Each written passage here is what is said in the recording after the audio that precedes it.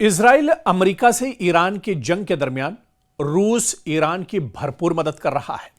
दरअसल इस तरह की खबरें पहले भी आई थी, लेकिन आपको याद होगा कि जब इजराइल और अमेरिका ने मुश्तरका तौर पर ईरान में बड़ा हमला किया था और इस अचानक हमले में, इस बड़े हमले में ईरान के supreme leader Ayatollah Ali Khamenei शहीद हो गए थे। उनकी शहादत पर भी एक तरह से रूस के सदर व्लादिमीर पुतिन ने ताज़ियत पेश की थी और उन्होंने इस हमले की मजम्मत भी की थी। और अब जब जंग का दायरा काफी बढ़ चुका है, जंग पूरे तौर से शुरू हो चुकी है, पूरे मशरिक़ वस्ता में इस जंग का असर देखा जा रहा है, बल्कि पूरे मशरिक़ वस्ता ही में नहीं, पूरी दुनिया पर इस जंग का असर अब देखा जा रहा है। इस बीच इजराइल और अमेरिका से ईरान की जो जंग हो रही है, इस जंग के दरमियान रूस ईरान की भरपूर मदद कर रहा है। ऐसे नाजुक मोड़ पर ईरान का एक वफ्द रूस के दौरे पर है। जी हां, जब यह जंग एक तरह से शबाब पर है, लगातार इजराइल और अमेरिका के जो हमले हैं वो तेहरान पर हो रहे हैं और तेहरान भी यानी ईरान भी मुंहतोड़ जवाब इजराइल और अमेरिका को दे रहा है। पूरे मशरिक़ वस्ता में ईरान की तरफ से हमले किए जा रहे हैं और इजराइल के अंदर तल अवीव और दूसरे शहरों पर ईरान लगातार हमले कर रहा है। तो इस बीच ईरान का एक वफ्द रूस के दौरे पर है। ईरान के मास्को में सफीर ने मुतालबा किया है कि अमेरिका और इजराइल ईरान में स्कूल पर होने वाले मौलिक हमले पर हर्जाना अदा करें। आपको याद होगा कि जब पहला हमला इजराइल और अमेरिका ने मिलकर मुश्तरका तौर पर हमला ईरान पर किया था, उस हमले में दरअसल एक स्कूल पर को भी निशाना बनाया गया था और उस स्कूल में एक तरह से 200 से ज्यादा जो तालिबात थी वो शहीद हो गई थी। और इसी हमले को लेकर अब रूस में मास्को में ईरान के सफीर ने यह पुरजोर मुतालबा किया है कि अमेरिका और इजराइल ईरान में स्कूल पर हुए मौलिक हमले पर हर्जाना अदा करें।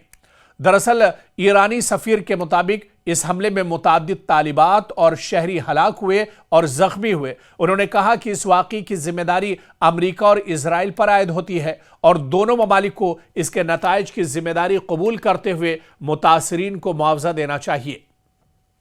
यह बयान मास्को में दिया गया, जहां ईरानी सफीर ने कहा कि शहरी इलाकों और तालीमी इदारों को निशाना बनाना बैनुल अक़वामी क़वानीन और इंसानी उसूलों की खिलाफ वर्जी है।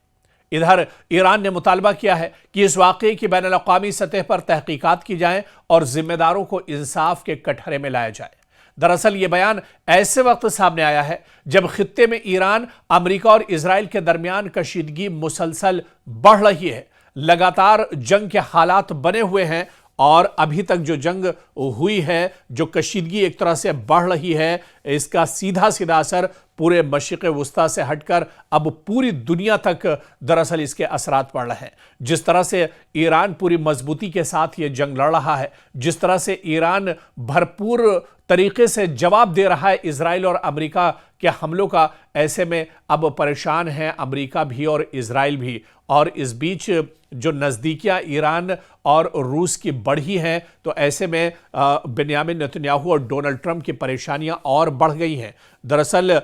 इस जंग के बीच आप देखिए कि ईरान के सफ़ीर मास्को में हैं और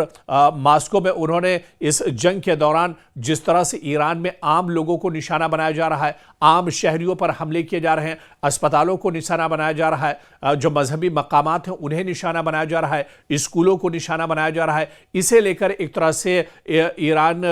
के सफ़ीर ने और ईरान के इस वफ्द ने दरअसल नाराज़गी जाहिर की और इसकी पूरी तफसीलात दरअसल रूस के सामने रखी है, ताकि दुनिया ये जान सके कि इजराइल और अमेरिका किस तरह से बेगुनाहों का कत्ल आम कर रहे हैं। बेगुनाहों का कत्ल दरअसल इस जंग के दौरान किया जा रहा है। और इस बीच जंग के पहले ही दिन जिस तरह से तालिबात के एक स्कूल पर हमला किया गया था और 200 तालिबात को इस